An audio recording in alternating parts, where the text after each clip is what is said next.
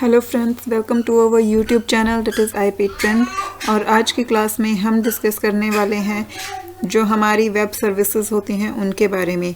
जैसा कि आप सबको पता ही है कि हम क्लास 12th का कंप्यूटर साइंस और इंफॉर्मेटिक प्रैक्टिसेस का सिलेबस जो है वो कवर कर रहे हैं और हमने एक साथ जो है वो 2 यूनिट स्टार्ट की हुई हैं कंप्यूटर नेटवर्क्स की और डाटाबेस मैनेजमेंट सिस्टम की। कंप्यूटर नेटवर्किंग की जो है ऑलरेडी 10 वीडियोस हम अपलोड कर चुके हैं। आज ये हमारी 11th वीडियो है। कंप्यूटर नेटवर्क का सिलेबस आपका ऑलमोस्ट कंप्लीट हो गया है। मैंने लास्ट क्लास में आपको शो भी किया था। हमारा सिर्फ एक जो लास्ट टॉपिक है वेब सर्विसेज का वही बचा हुआ है जिसमें हमें पढ़ना है वेब ब्राउज़र, वेब सर्वर के बारे में, वेब होस्टिंग क्या होती है, HTML, XML, टेलनेट, इन सब चीज़ों के बारे में हमें डिस्कस करना है। ये चैप्टर जो है वो हमारा आज की क्लास में, और अगर आज की क्लास में नहीं तो नेक्स्ट क्लास में जो है हमारा कंप्लीट हो जाएगा। उसके बाद जो कंप्यूटर साइंस के स्टूडेंट्स हैं उनका जो है कंप्यूटर नेटवर्क्स वाली यूनिट कंप्लीट हो जाएगी, जो कि एग्ज़ाम्स में 10 मार्क्स की आने वाली है, जो कि काफ़ी स्कोरिंग है आपके लिए। इंफॉर्मेटिक प्रैक्टिसेस के जो स्टूडेंट हैं उनके ज़्यादातर टॉपिक्स जो हैं वो इसमें कवर हो चुके हैं। सिर्फ कुछ टॉपिक्स ऐसे हैं जो एक्स्ट्रा हैं, बट ताकि स्टूडेंट को कोई प्रॉब्लम ना हो, क्योंकि यहाँ पे जो है हमने ये कंप्यूटर साइंस की बुक से पूरा चैप्टर लिया और वहाँ पे जो है वो उनके अकॉर्डिंग सिलेबस दिया गया है। तो इंफॉर्मेटिक प्रैक्टिसेस के स्टूडेंट्स के लिए हम अलग से जो है एक वीडियो सीरीज़ बनाएंगे जिसमें सिर्फ और सिर्फ इंफॉर्मेटिक प्रैक्टिसेस का ही सिलेबस होगा। जो एक्स्ट्रा एडिशनल टॉपिक्स हैं वो हम वहाँ पे नहीं करवाएंगे, और इसलिए स्टूडेंट्स को बार बार ये चेक नहीं करना पड़ेगा कि जो टॉपिक चल रहा है वो उनके सिलेबस में है या नहीं है, और वीडियो को स्किप कर करके जो है उन्हें नहीं देखना पड़ेगा। तो इसलिए उनके लिए एक अलग से सीरीज़ जो है वो हम करेंगे। लेकिन जो डाटाबेस मैनेजमेंट वाली सीक्वेंस हमारी चल रही है उसमें अभी हम बेसिक पार्ट करवा रहे हैं। ऑल्दो वो इंफॉर्मेटिक प्रैक्टिसेस के स्टूडेंट्स के सिलेबस में नहीं है, वो इसलिए क्योंकि वो उस पार्ट को 11th में पढ़ चुके हैं। लेकिन कंप्यूटर साइंस के बच्चों ने 11th में डाटाबेस मैनेजमेंट सिस्टम नहीं पढ़ा है, इसलिए उनका जो है वो बिल्कुल बिगनिंग से है। तो IP के जिन स्टूडेंट्स के बेसिक्स क्लियर नहीं हैं या 11th में उन्होंने इस टॉपिक को अच्छे से पढ़ा नहीं, समझा नहीं, तो उनके लिए जो है वो बहुत इंपॉर्टेंट है। तो इसलिए डाटाबेस मैनेजमेंट की जो है वो एक ही सीक्वेंस चलेगी जिसमें हम बिगनिंग से स्टार्ट करेंगे। तो आज की क्लास में हम नेटवर्किंग का टॉपिक कंटिन्यू करने वाले हैं।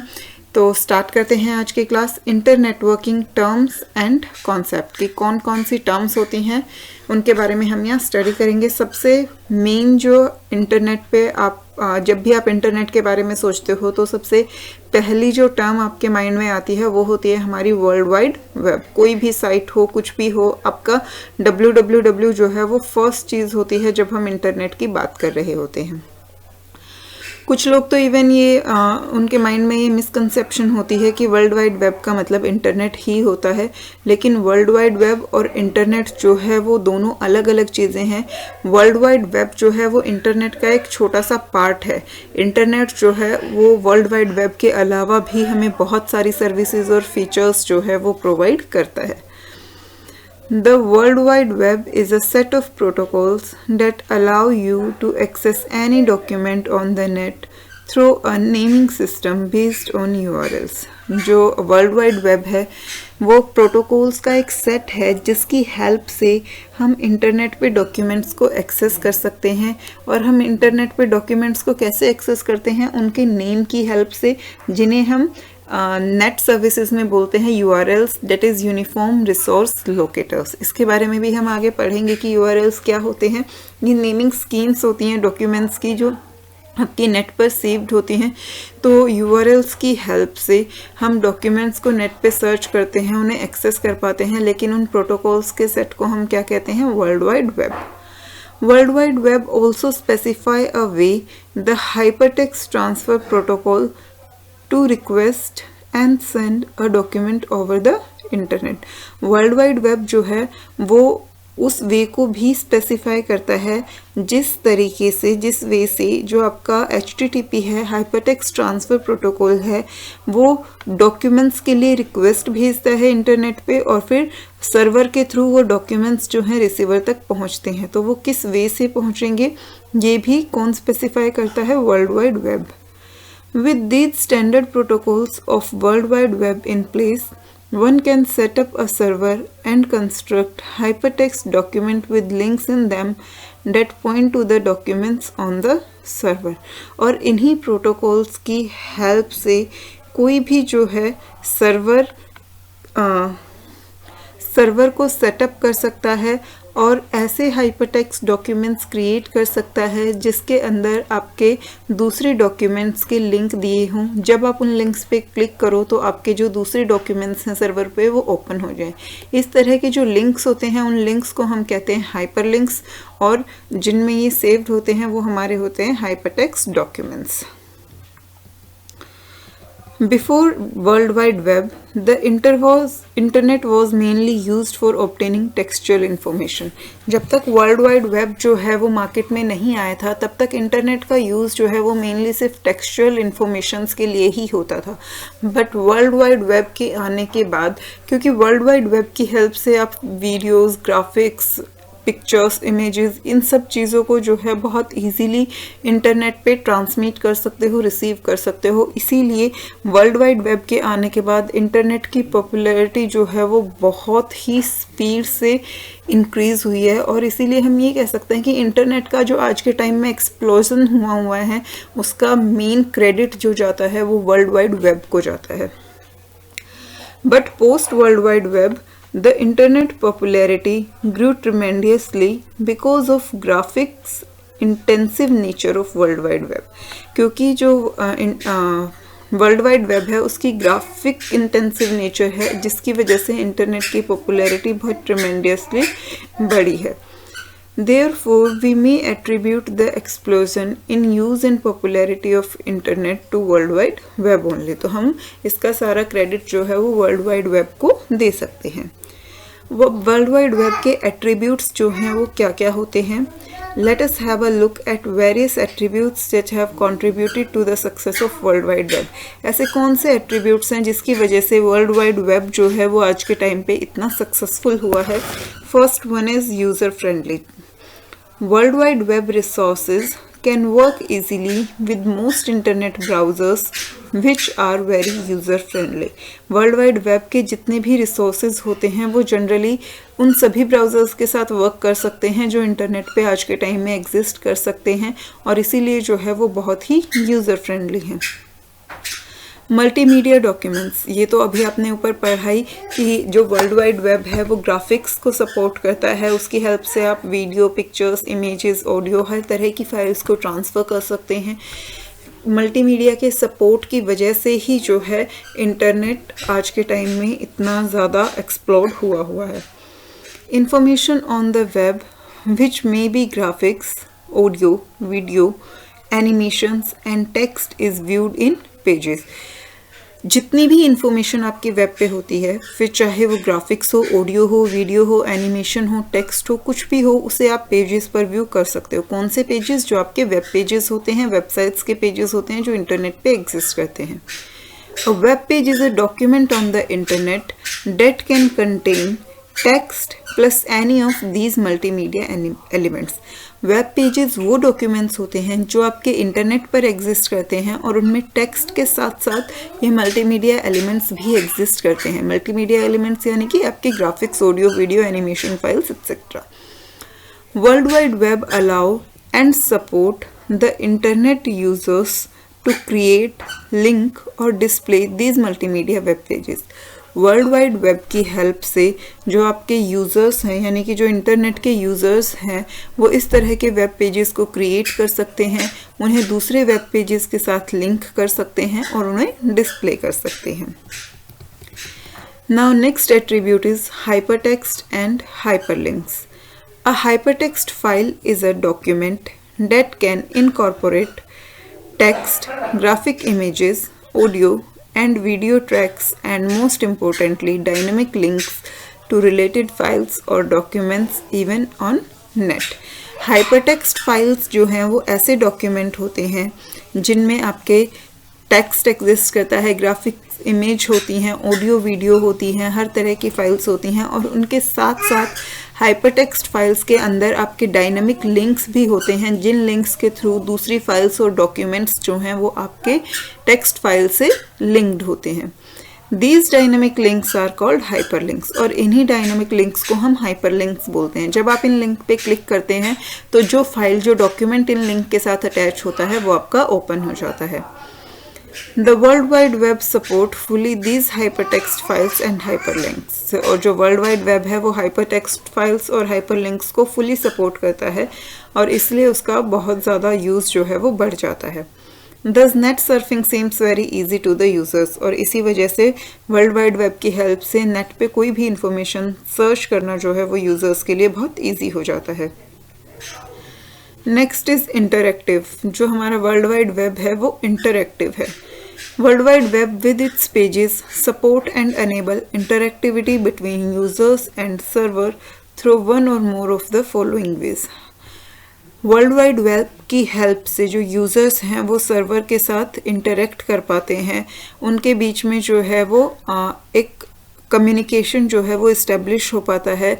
और वो किसके थ्रू इंटरेक्ट करते हैं, उसके कई सारे तरीके होते हैं। सबसे पहला जो है वो आपका हाइपरलिंक्स, जैसा कि अभी हमने पढ़ा था। हाइपरलिंक्स क्या होते हैं? लिंक होते हैं जिस पे जब आप क्लिक करते हो तो आपकी दूसरी फाइल या डॉक्यूमेंट जो है वो ओपन हो जाता है।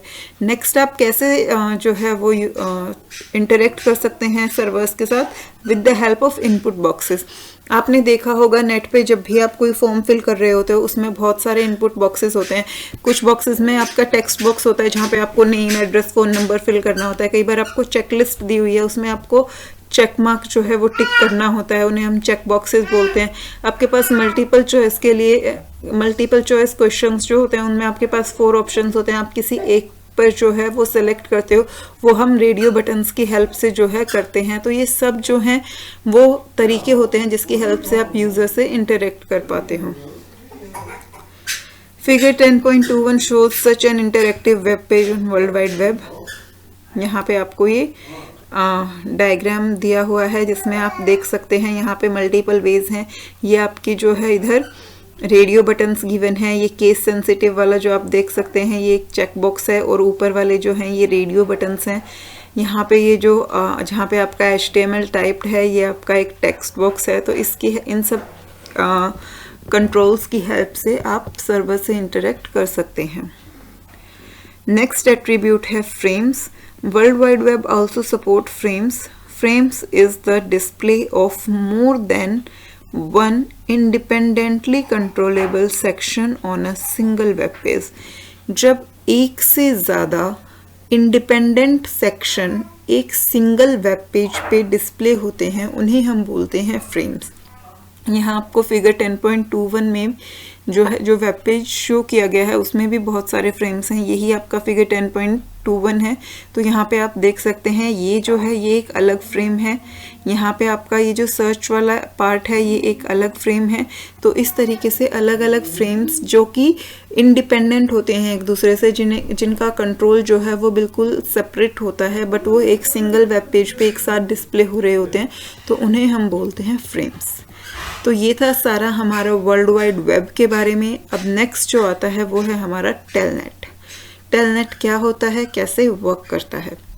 ऑल्दो आपको इसमें बहुत ज़्यादा डिटेल में जाने की ज़रूरत नहीं है, आपको सिर्फ बेसिक सी चीज़ पता होनी चाहिए कि टेलनेट जो है वो क्या होता है। Telnet is an older internet utility that lets you log on to remote computer system. Telnet की हेल्प से आप रिमोट कंप्यूटर सिस्टम्स पे लॉगिन कर पाते थे, लेकिन ये एक बहुत ही पुरानी टेक्निक है। पहले के टाइम में जो है इसका यूज़ जो है वो ज़्यादा किया जाता था। Basically a Telnet program gives you a character based terminal window on other system. Generally जो है टेलनेट की हेल्प से आपको किसी दूसरे सिस्टम पे जो है एक कैरेक्टर विंडो मिल जाती है जिससे कि आप उस सिस्टम को एक्सेस कर पाओ, उससे इंफॉर्मेशन गैदर कर पाओ या उसको इंफॉर्मेशन सेंड कर पाओ। You get a login prompt on that system, और उस विंडो की हेल्प से आपको उस सिस्टम पे जो है लॉगिन मिल जाता है। If you have permitted access you can work on that system just as you would if you were sitting next to it। और अगर आपको उस सिस्टम को एक्सेस करने की परमिशन है तो टेलनेट की हेल्प से आप उस सिस्टम पे ऐसे ही वर्क कर सकते हो जैसे कि आप वहीं पर बैठकर उस सिस्टम को एक्सेस कर रहे हो, लेकिन आप किसी दूसरे लोकेशन पे बैठ के टेलनेट की हेल्प से उस सिस्टम पे लॉगिन कर रहे होते हो जो कि किसी रिमोट लोकेशन पे है। Traditionally, Telnet has been used by people who have login on remote systems and want to do serious work there. Traditionally जो है टेलनेट उन लोगों के मतलब वो लोग टेलनेट को यूज़ करते थे जो कि रिमोट सिस्टम्स पे लॉगिन करते थे ताकि वहाँ पर जो उन्हें कुछ वर्क कुछ एक्शंस परफॉर्म करने हैं वो उसे कर सकें. But Telnet had some additional uses that are more relevant to people who are exploring the internet. But remote login के अलावा भी Telnet के बहुत सारे additional uses होते हैं जो कि उन people से ज़्यादा relevant हैं जिन्हें कि इंटरनेट पर explore करना होता है. Most notably, you can use Telnet to connect to thousands of catalogs at libraries around the world. सबसे कॉमन जो यूज़ आप नोट कर सकते हैं टेलनेट का वो ये है कि टेलनेट की हेल्प से वर्ल्ड वाइड आपकी जितनी भी लाइब्रेरीज़ हैं आप उन सब के कैटलॉग्स को कनेक्ट कर सकते हो. This capability is wonderful for anyone doing serious researches. और ये जो कैपेबिलिटी है टेलनेट की कि वो वर्ल्ड अराउंड द वर्ल्ड जितनी भी लाइब्रेरीज़ हैं उन सब की कैटलॉग को कनेक्ट कर सकता है. ये कैपेबिलिटी उन लोगों के लिए बहुत ही वंडरफुल है जिन्हें कोई भी रिसर्च जो है वो करनी होती है. Imagine being able to find out which book in your particular discipline are available at a number of speciality libraries in remote location all while you plug away at your desk. तो आप imagine कर सकते हैं कि आपका particular subject से जो books belong करती हैं वो किन रिमोट लोकेशंस पर किन लाइब्रेरीज़ में एग्जिस्ट करती हैं उन्हें आप सिर्फ अपने सिस्टम से बैठे बैठे एक्सेस कर सकते हैं. To find out about available Telnet resources of all kind, you may go to this particular website, that is http://www.lights.com/telnet. In the following subsection, we will run an example Telnet session to make you understand the working and use of Telnet session. अगर आपको telnet के सभी resources के बारे में कोई भी information चाहिए तो वो आप इस साइट के थ्रू जो है गैदर कर सकते हैं. इसके अलावा यहाँ पे आपको टेलनेट का एक सैम्पल सेशन जो है वो रन करके दिखाया गया है. यह मैं आपको एक बार गो थ्रू करवा देती हूँ कि टेलनेट सेशन जो है वो कैसे वर्क करता है. बट आपको इसमें इतना इन डेप्थ जाने की ज़रूरत नहीं है क्योंकि आपके लिए सिर्फ इतना काफ़ी है कि टेलनेट जो है वो क्या होता है और उसका क्या यूज़ होता है. तो जितना हमने अभी पढ़ा आपका टेलनेट के लिए उतना सफिशिएंट है. बट एक बार हम देख लेते हैं कि टेलनेट सेशंस जो हैं वो कैसे वर्क करते हैं ताकि जिन स्टूडेंट्स को इंटरेस्ट हो वो इसे कर सकें. To run a Telnet session you first have to run the Telnet client and then connect to the desired Telnet site. एक टेलनेट सेशन क्रिएट करने के लिए उसे रन करने के लिए सबसे पहले हमें टेलनेट क्लाइंट जो है वो रन करना पड़ेगा और उसके बाद हमें उसे टेलनेट साइट के साथ जो है वो कनेक्ट करना पड़ेगा. All this is illustrated in the following step. First one is run the Telnet client कि आप टेलनेट क्लाइंट को जो है वो कैसे रन करेंगे. To do this firstly click at start then go to run. Run command जो है वहाँ पे आपको टाइप करना है टेलनेट और you can type c/windows/telnet in the run dialogue. ये आपको यहाँ पे डायग्राम में शो भी किया गया है. सबसे पहले आप स्टार्ट पर क्लिक करेंगे. स्टार्ट पर क्लिक करने के बाद जो आपको ऑप्शंस आए आप वहाँ से रन पे क्लिक करेंगे. उसके बाद आपकी जो ये रन विंडो ओपन हो जाएगी. इसमें यहाँ पे आप कमांड क्या देंगे टेलनेट या फिर c/windows/telnet. इसके बाद आप ओके पर क्लिक कर देंगे. Now how will you connect to the Telnet site. अब आपका क्लाइंट जो है टेलनेट क्लाइंट जो है वो रन हो गया आपके फर्स्ट स्टेप में. अब आप इस टेलनेट क्लाइंट को टेलनेट साइट के साथ कैसे कनेक्ट करेंगे. Once you have Telnet client running on your system you need to connect to the Telnet site. अब हमारा क्लाइंट रन कर रहा है तो हमें क्लाइंट साइट टेलनेट साइट से उसे कनेक्ट करना पड़ेगा. This can be done by selecting connect option from the telnet window. जो टेलनेट विंडो होती है वहाँ पे आप कनेक्ट का ऑप्शन जो है उस पर क्लिक करेंगे. कनेक्ट के बाद जो आपको ऑप्शंस मिलेंगे वहाँ से आपको सेलेक्ट करना है remote system in the telnet window and then by specifying the telnet site address in the host name box and then by clicking on connect button. तो आपको 4 स्टेप्स जो हैं वो फॉलो करने हैं. सबसे पहले आपको क्या करना है कि आपको कनेक्ट पे क्लिक करना है। ये जो टेलनेट आपका रनिंग है, यहाँ पे आपके पास ये देखिए ये ऑप्शन होता है यहाँ पे कनेक्ट। तो सबसे पहले आप कनेक्ट पे क्लिक करेंगे, आपको मेन्यू ओपन होगा, वहाँ से आप रिमोट सिस्टम पे क्लिक करेंगे। रिमोट सिस्टम पे क्लिक करने के बाद जो है आपके पास टेलनेट विंडो जो है ये एक इसमें से कनेक्ट विंडो ओपन हो जाएगी। यहाँ पे जो आपका होस्ट नेम है उसमें आप उस वेबसाइट का एड्रेस जो है टाइप करेंगे जिससे आपको कनेक्ट करना है।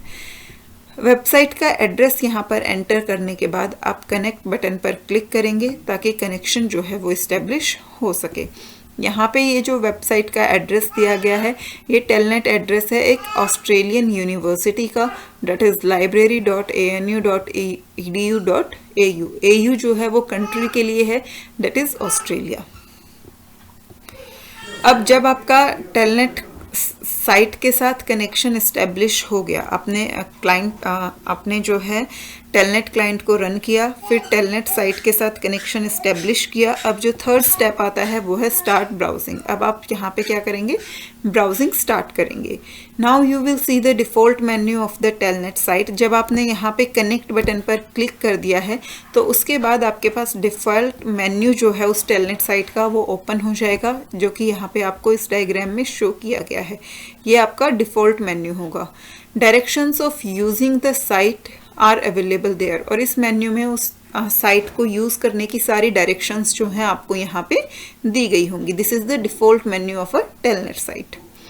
For example, to search a book by specifying its subject we type the letter S and then we type the word computer for the subject search. कि अगर आपको किसी पर्टिकुलर सब्जेक्ट की बुक को सर्च करना है तो सबसे पहले आपको लेटर S टाइप करना पड़ेगा, और उसके बाद जो है आप क्या करेंगे, उसके बाद आप वहाँ पे कंप्यूटर टाइप करेंगे। अब ये आपको कैसे पता चला, ये जो आपकी डिफ़ॉल्ट विंडो यहाँ पे ओपन हुई थी इसमें यहाँ पे आपको ये देखिए ये मेन्यू जो है वो गिवन है। अब आपको सब्जेक्ट वाइज बुक सर्च करनी है तो आप इसमें देखेंगे कि सब्जेक्ट के लिए आपका क्या कीवर्ड है। इधर आप देख सकते हैं सब्जेक्ट के लिए आपका S जो है वो गिवन है, तो इसलिए सबसे पहले आप यहाँ पे क्या सेलेक्ट करेंगे, S। ये लास्ट में आप देख सकते हैं इधर मेंशन है, choose one out of these characters please ask at the reference desk for assistant. तो यहाँ पे ये आपको पूरा मेन्यू प्रोवाइडेड है, इसमें से हमें क्या सिलेक्ट करना होगा, S। तो यहाँ पर जो आप है आप क्या टाइप कर दोगे, S टाइप करने के बाद जब आप एंटर प्रेस करोगे तो आपकी ये जो नेक्स्ट विंडो है ये ओपन हो जाएगी। इस विंडो में आपका यहाँ पे ये सब्जेक्ट लिखा हुआ आएगा। जैसे ही आप सब्जेक्ट टाइप करेंगे कंप्यूटर और एंटर प्रेस करेंगे तो आपकी ये बाकी की सारी इन्फॉर्मेशन जो है वो डिस्प्ले हो जाएगी। तो इस तरीके से जो है वो आपको सारी इंस्ट्रक्शंस जो है साइड बाय साइड प्रोवाइड करता रहता है कि आपको इस साइट को कैसे यूज़ करना है। After it display the details of the search you can view further details by the options provided. वहाँ पे आपको जो फर्दर ऑप्शंस होते हैं उनकी हेल्प से आप आगे की डिटेल्स भी जो है वो सर्च कर सकते हैं। For example, in the screen shown in figure 10.23c, we type digit 3 to view the details of book numbered 3 shown in the figure 2.3d। यहाँ पर आप देख सकते हैं ये आपको कंप्यूटर आर्किटेक्चर की 3 बुक्स जो हैं वो गिवन थी, 4 बुक्स जो हैं यहाँ पे गिवन है। तो अगर आपको 3rd नंबर पे जो ये बुक है, a new approach to scientific computation, अगर आपको इस वाली बुक की डिटेल्स जो हैं वो चेक करनी है तो आपको कौन सी की जो है वो प्रेस करनी पड़ेगी, आपको उसके लिए प्रेस करना पड़ेगा 3, और जब आप उसे एंटर करेंगे तो आपको बाकी की सारी इन्फॉर्मेशन जो है उससे रिलेटेड वो डिस्प्ले हो जाएगी। अब जब आपकी ब्राउजिंग फिनिश होगी उसके बाद फाइनली आपको क्या करना होगा, डिस्कनेक्ट करना होगा। डिस्कनेक्ट करने के लिए आप क्या करेंगे, you can either choose the disconnect command from the connect menu और यू में इवन प्रेस Alt + F4 की कॉम्बिनेशन, या तो आप Alt + F4 की कॉम्बिनेशन की हेल्प से जो है उसे डिस्कनेक्ट कर देंगे, और या फिर जो आपका कनेक्ट मेन्यू था जहाँ से आपने कनेक्शन इस्टेब्लिश किया था वहाँ पे आपके डिस्कनेक्ट की कमांड होती है, आप उस पर क्लिक करेंगे तो आप जो है टेलनेट सेशन को कंप्लीट कर सकते हैं उसकी हेल्प से। तो ये था हमारा सारा जो है वो टेलनेट के बारे में। अब इसके बाद नेक्स्ट जो हमारा आएगा वो है web browsers and web servers से रिलेटेड। वेब ब्राउज़र क्या होते हैं, वेब सर्वर क्या होते हैं, वेब पेजेस क्या होते हैं, यूआरएल क्या होता है, डोमेन नेम सिस्टम क्या होता है, वो सारा पार्ट जो है वो आपका इसमें रिलेटेड है। और साथ ही साथ इसमें आप वेब होस्टिंग के बारे में भी पढ़ेंगे। तो ये टॉपिक जो है वो हम नेक्स्ट क्लास में कवर करेंगे। आज के लिए जो है वो इतना ही।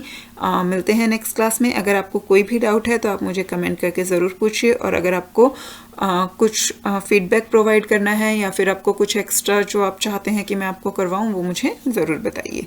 मिलते हैं नेक्स्ट क्लास में, तब तक के लिए बाय बाय।